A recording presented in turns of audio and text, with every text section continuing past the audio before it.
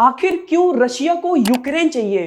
क्यों president of Russia Vladimir Putin जो हैं वो हाथ धोकर पड़ गए हैं यूक्रेन के पीछे? क्या वर्ल्ड वॉर 3 हो सकती है? यूक्रेन जो देश है वो नाटो का हिस्सा तो है नहीं, लेकिन इसके बावजूद भी आखिर क्यों नाटो जो है वो यूक्रेन को सपोर्ट कर रहा है? क्या रशिया और यूएस की कोल्ड वॉर जो है वो वर्ल्ड वॉर में बदल सकती है?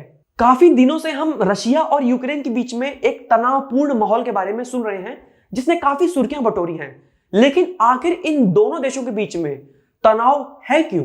हर किसी ने सिर्फ एक क्वेश्चन के ऊपर फोकस किया हुआ है कि वाई रशिया वांट्स यूक्रेन या why Vladimir Putin wants Ukraine, लेकिन किसी ने एक बात पे फोकस नहीं किया कि why US is interested in Ukraine. आइए बात करते हैं नाटो के बारे में। नाटो यानी कि नॉर्थ अटलांटिक ट्रीटी ऑर्गेनाइजेशन, जिसे 1949 में बनाया गया था। नाटो के अंदर दुनिया भर की जो मिलिट्री है उन सभी मिलिट्री ने पार्टिसिपेट किया हुआ है। ये एक ऑर्गेनाइजेशन है और मकसद इनका यह है कि ये दुनिया भर के अंदर शांति बनाए रखें और कोई कंट्री किसी दूसरी कंट्री के ऊपर अटैक ना करे। जब नाटो को इंट्रोड्यूस किया गया था तो कई यूरोपियन कंट्रीज ने इंटरेस्ट दिखाया था नाटो को ज्वाइन करने में, और ये कंट्रीज हैं Portugal, Italy, France, Belgium, Denmark, Norway and Britain. इसके बाद कुछ और यूरोपियन कंट्रीज का नाम ऐड होते चला जाता है, जैसे कि जर्मनी, पोलैंड, चेक रिपब्लिक, हंगरी, रोमानिया। अगर हम बात करें कि रशिया को नाटो क्यों नहीं पसंद है, तो सबसे पहली चीज ये कि जितनी भी यूरोपियन कंट्रीज हैं, ज्यादातर यूरोपियन कंट्रीज जो हैं वो नाटो का हिस्सा हैं।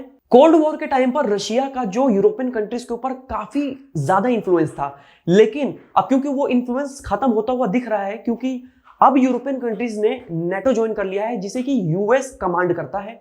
अब जरा आप खुद ही सोचकर देखिए कि किसी भी कंट्री का अगर इंफ्लुएंस खत्म होता हुआ नजर आए या उसे दिखे कि यूरोपियन कंट्रीज के थ्रू थ्रेट आ रहा है, तो ये बात रशिया को अच्छी लगेगी? कई सालों से ये खबर आ रही है कि यूक्रेन हो सकता है कि नाटो ज्वाइन कर ले, और क्योंकि अगर हम वर्ल्ड मैप देखें तो उसमें साफ नजर आएगा कि जितनी भी यूरोपियन कंट्रीज हैं, most of the European countries NATO का हिस्सा है।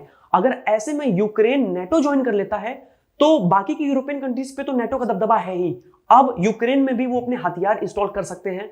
तो रशिया इस चीज को ग्रोइंग थ्रेट के रूप में देखता है, क्योंकि यूरोपियन कंट्रीज तो है ही, अब यूक्रेन अगर शामिल हो गया तो गड़बड़ हो सकती है। बस इसी वजह से रशिया यूक्रेन को अपने हाथ से नहीं जाने दे सकता। अब मैं ये आपसे जानना चाहता हूं कि क्या लगता है आपको कि क्या यूएस नाटो के जरिए बाकी की यूरोपियन कंट्रीज के साथ साथ यूक्रेन को अपने नाटो में शामिल करना चाहता है ताकि वो अपना इंफ्लुएंस दिखा सके रशिया के ऊपर?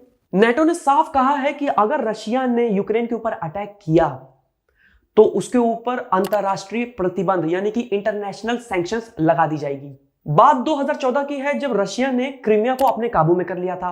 अब नाटो को इस बात का डर है कि कहीं रशिया यूक्रेन को ना काबू में कर ले। आपको क्या लग रहा है, क्या रशिया से बचने के लिए यूक्रेन नाटो ज्वाइन करेगा?